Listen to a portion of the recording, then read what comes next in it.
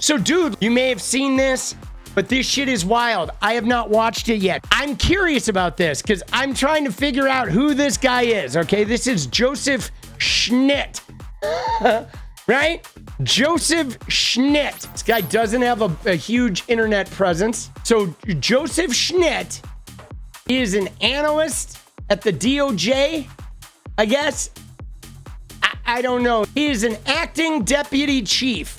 Project Veritas was James O'Keefe's little investigative guerrilla journalism sort of thing. He goes out and does this guerrilla warfare, and he tries to get people on camera to admit shit. And so James O'Keefe sits down with this guy and shoots a little secret video. Okay, now, we don't know, right? Like, this guy's looking pretty weird looking, okay? This guy's looking pretty bizarre. He is looking kind of like you would see him in the back room of a fucking deli in Hoboken, right? You know, he's definitely got a B-movie mafia vibe. He definitely looks MAGA, but I'm intrigued by this video. I want to watch this video, dude, to see what he has to say. Now, there's some claims in here, and you're right. There's a lot of skepticism about Project Veritas because we don't know how real this guy is being. We don't know if this is some kind of setup. I am not putting this out on a claim of like, this is a truthful thing and this is like rock solid information. All right. This is tabloid. This is tabloid fodder, but I do want to watch it because I want to see what he says.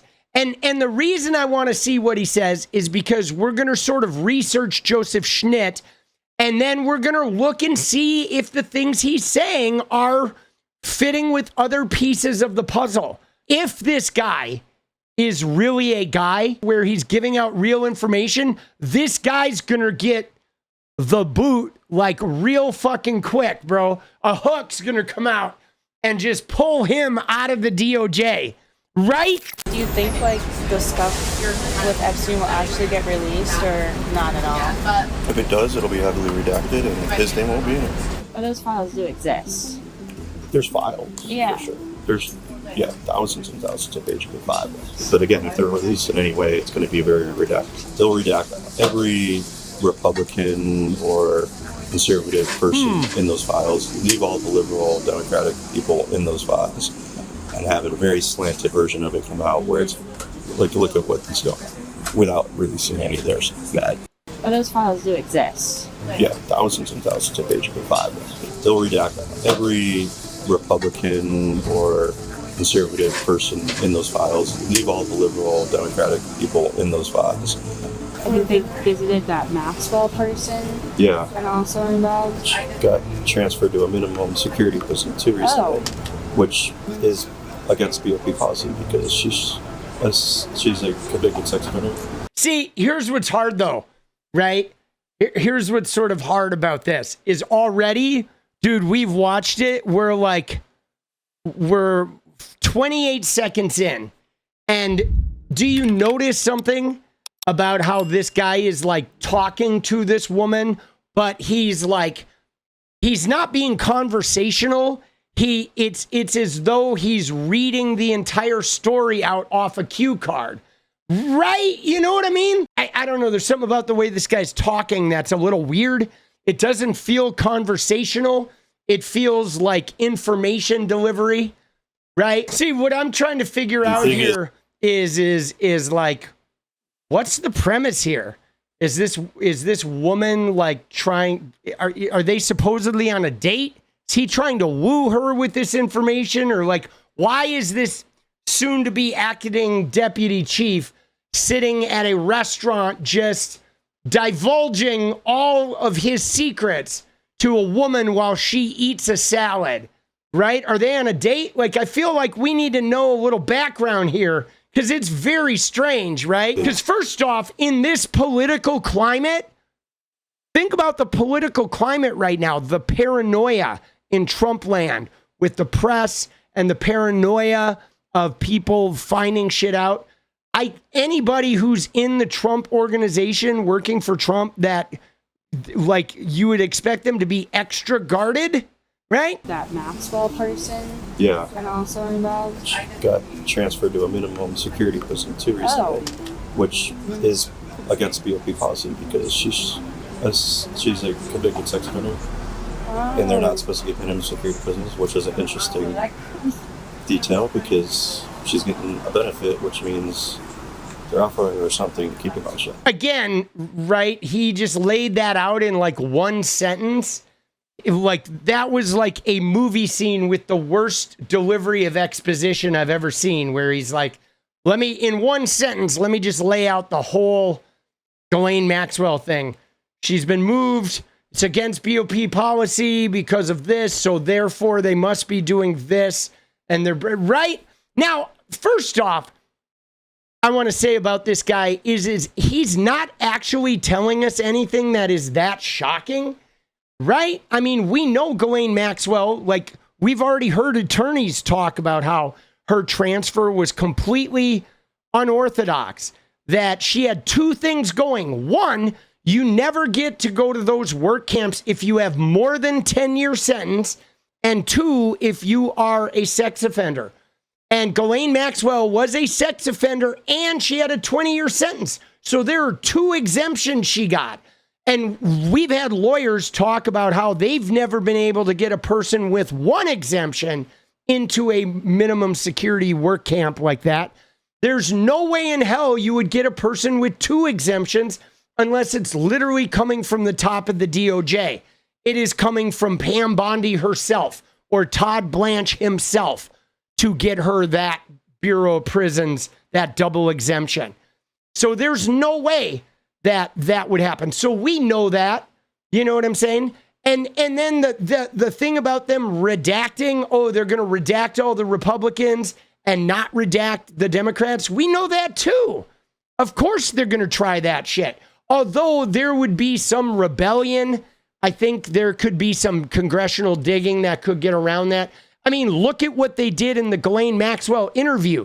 They redacted all the victims, but when they talked about Virginia Giuffre, they didn't redact her boyfriends.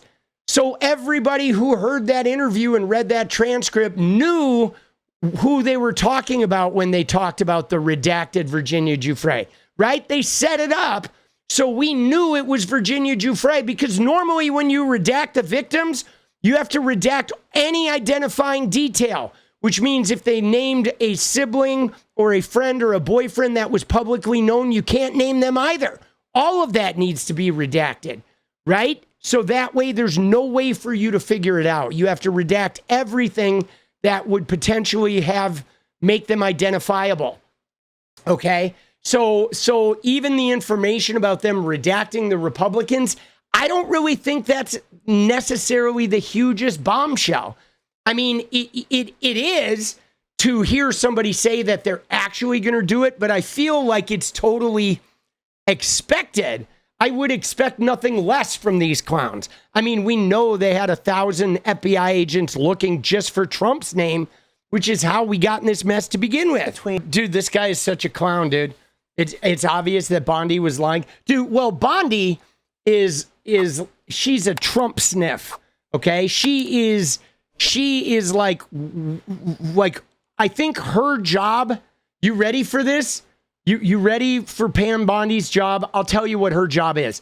She's kind of like Kristi Noem in that she'll go out there, completely lie, completely get embarrassed, a bucket of shit thrown in her face, and she'll just sit there and smile and take it, right? She will go out there and be the fall guy. She will go out there and look like a fucking ridiculous fool that doesn't make any sense and doesn't know what the hell she's talking about.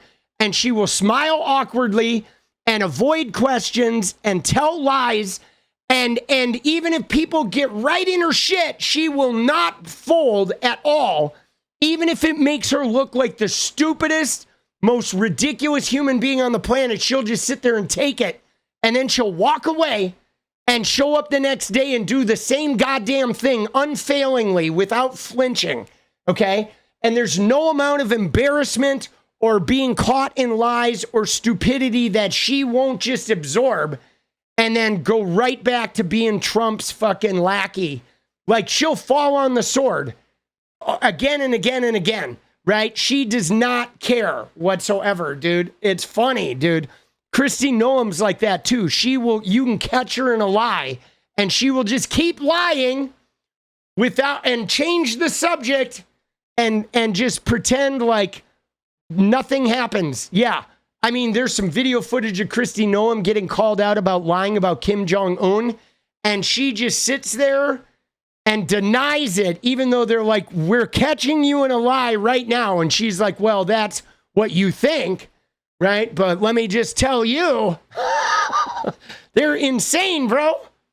It is like, I don't know, it's a level of audacity is what they have. They have a level of audacity that they can stay in that, like, in the hot seat, and they don't even flinch. You know what I'm saying? Like, they won't even flinch while they're just, right? You can be breaking them down right in front. They're like the kind of people that are like in the chair tied up, and they're electrocuting them, and they don't even budge, right? Dude, it's crazy. I hate to say this, but it's kind of impressive to me how dissociated they are, the level of like lying and like blankness that they can exhibit in a stressful situation where they just won't crack. They won't even budge. It's really kind of impressive. Like, wow, they are actually sociopaths. You know what I'm saying? It is like, wow, that's like, I don't even know if I could be that calm and cool under that kind of stress, dude. They're just like, they're being lowered into the fire, and they don't even say ow. They don't even say ouch, because they have zero shame. They have zero shame whatsoever. None.